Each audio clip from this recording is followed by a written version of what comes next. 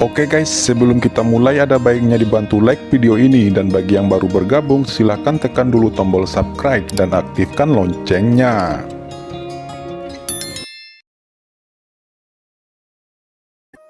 Qin menggabungkan teknik iblis alien dengan tinju pembunuhnya. Untuk menghadapi ras iblis alien jelas lebih efektif menggunakan teknik ras alien.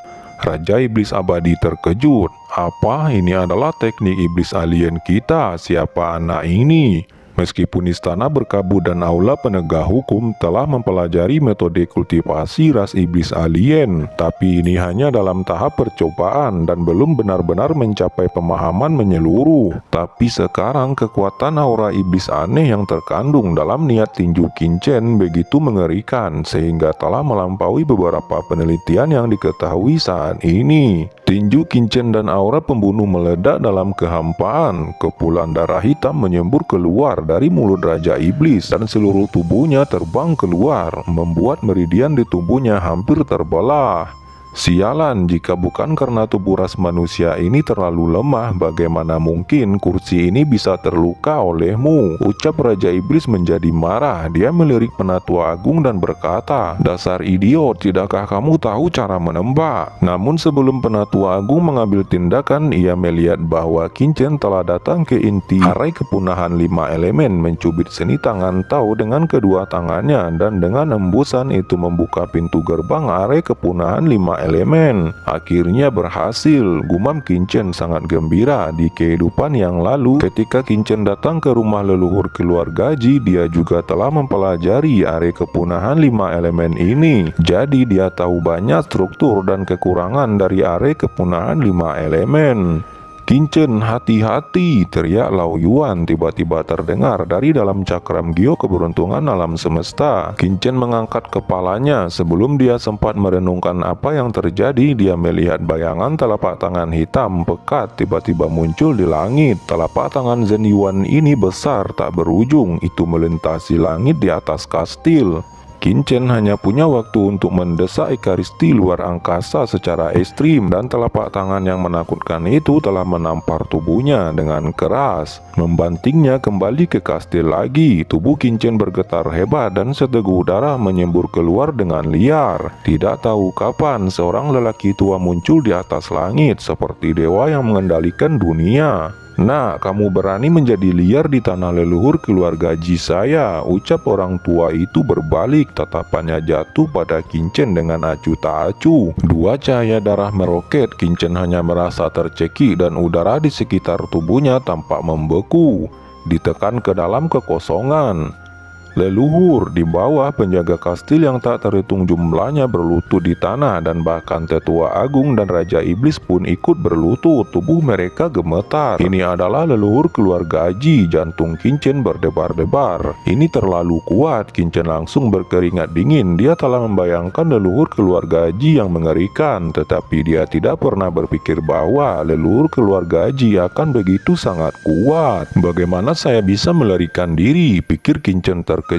"Nah, berani menjadi liar di tanah leluhur keluarga Ji saya. Lebih baik serahkan dirimu," ucap leluhur tua keluarga Ji itu. Nadanya acuh tak acuh. Dia mengangkat tangannya. Esensi sejati tak berujung mengembun dan segera meraih Qin. Pada saat yang sama, Qin mengepalkan pedang karat misterius di tangannya. Esensi sejati di tubuhnya gelisah, dan esensi sejati yang kental dituangkan ke dalam pedang karat misterius.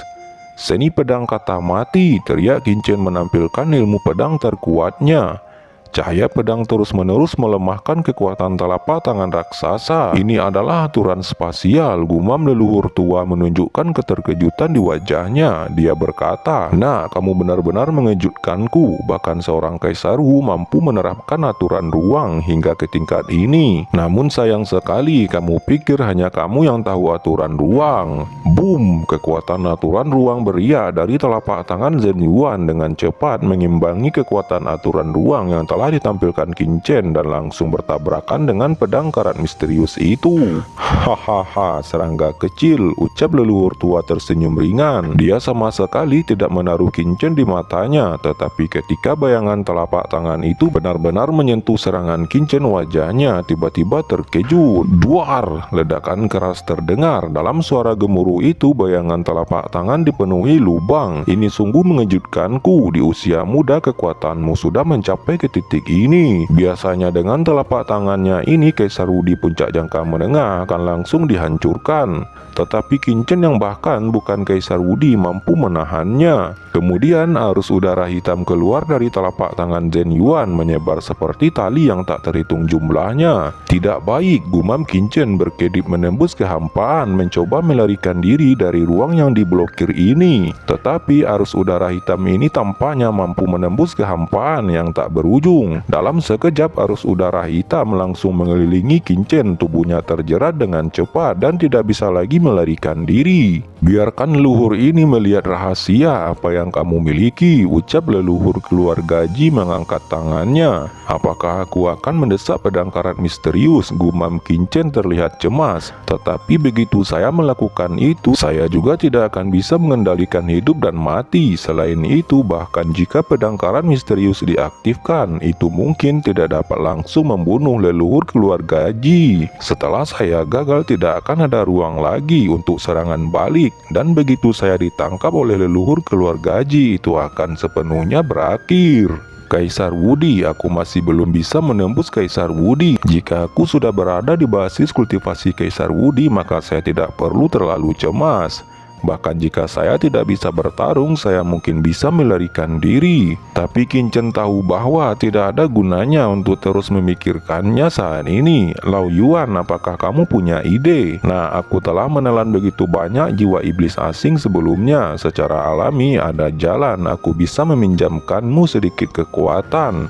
Namun agar mereka tidak menyadari keberadaanku, kekuatan yang aku pinjamkan padamu hanya sebagian kecil saja dan hanya bisa bertahan untuk waktu yang singkat. Kamu harus menggunakan waktu ini untuk melarikan diri. Jika tidak, setelah kekuatan ini habis, aku tidak bisa menahannya lagi, ucap Lao Yuan di dalam piringan giok keberuntungan alam semesta. Saat berikutnya, kekuatan mengerikan meledak dari piringan giok keberuntungan dan mengalir ke tubuh Kincen. Untuk sesaat, Kincen merasa tubuhnya berubah dan ketika dia mengangkat tangannya, dia tampaknya mampu memecahkan kehampaan dan memiliki kekuatan untuk menghancurkan segalanya. Aliran udara hitam meledak. Setelah melakukan semua ini, Kincen melompat ke langit tanpa niat untuk melawan leluhur tua dan ingin bergegas keluar dari kastil tua ini. Leluhur pun terkejut. Bagaimana kekuatan ini tiba-tiba meningkat begitu banyak, gumamnya dalam hati.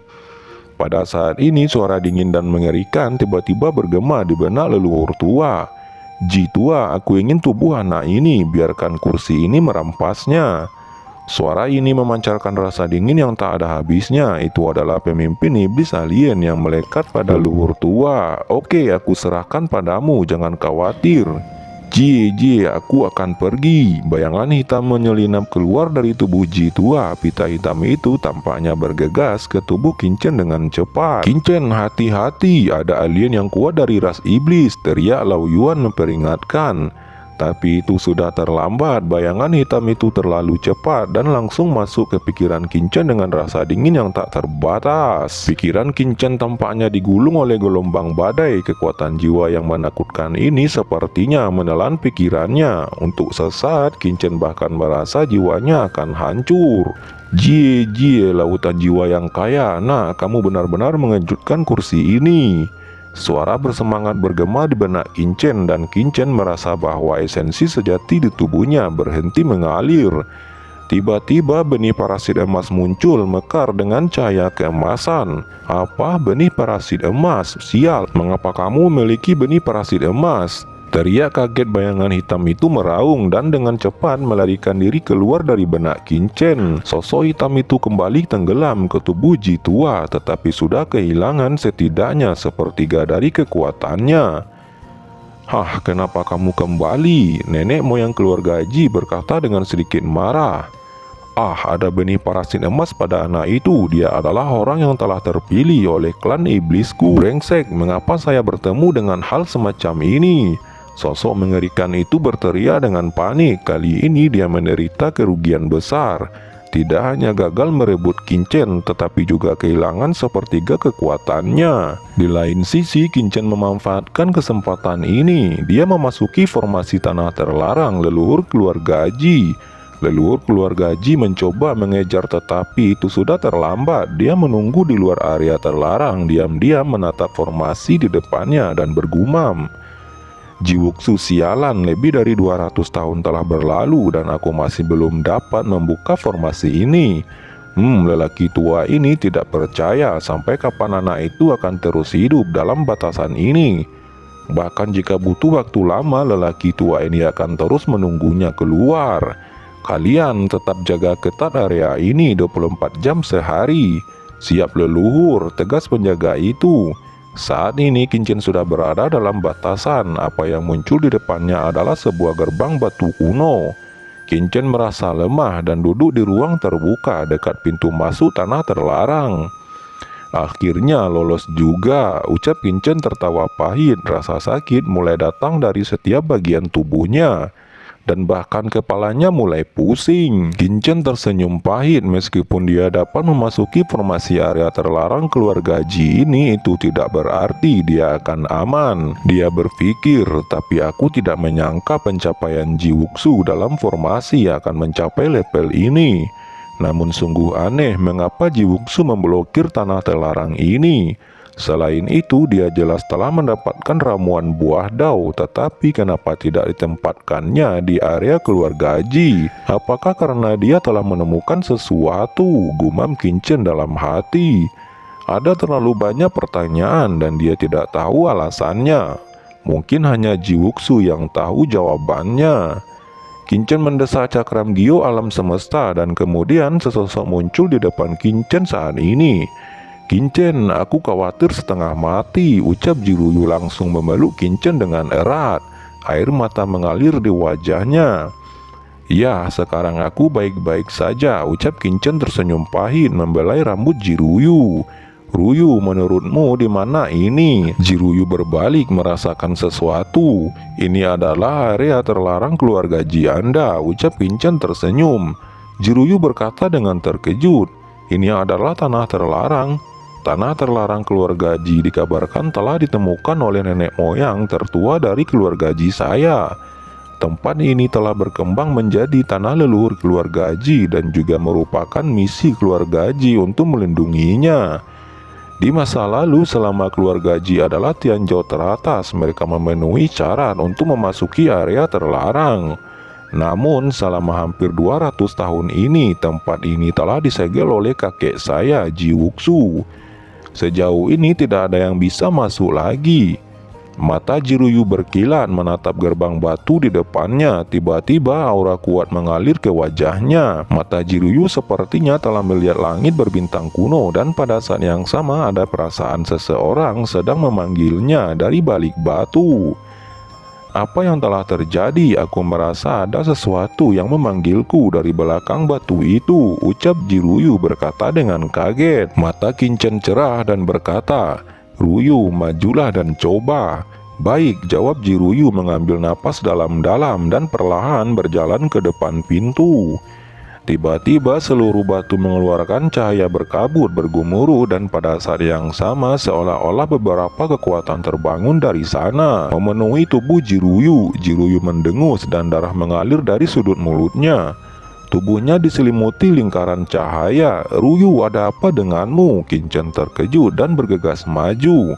Lao Yuan, apa yang terjadi dengan Jiruyu? Qinchen buru-buru menghubungi Lao Yuan.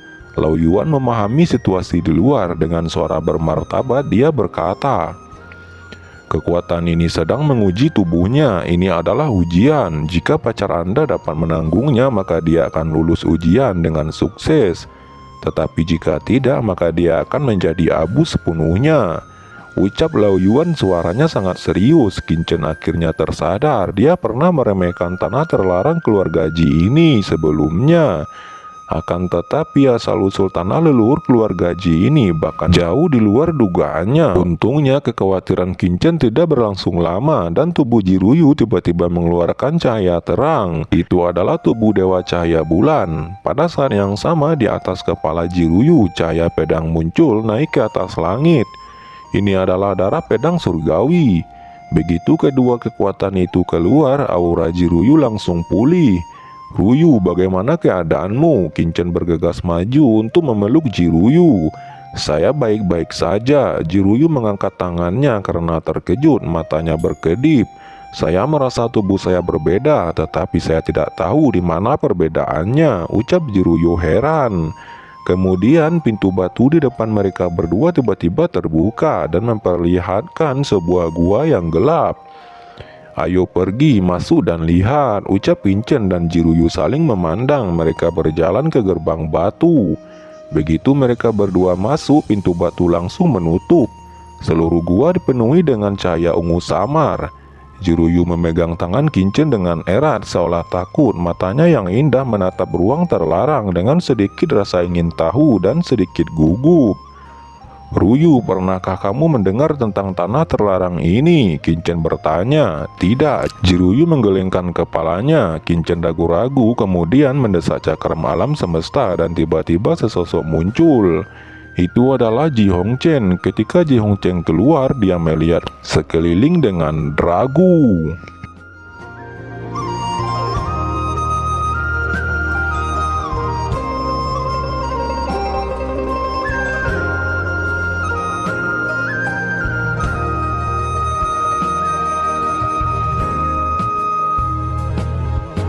Oke teman-teman, terima kasih sudah menonton. Jangan lupa like, komen, dan subscribe.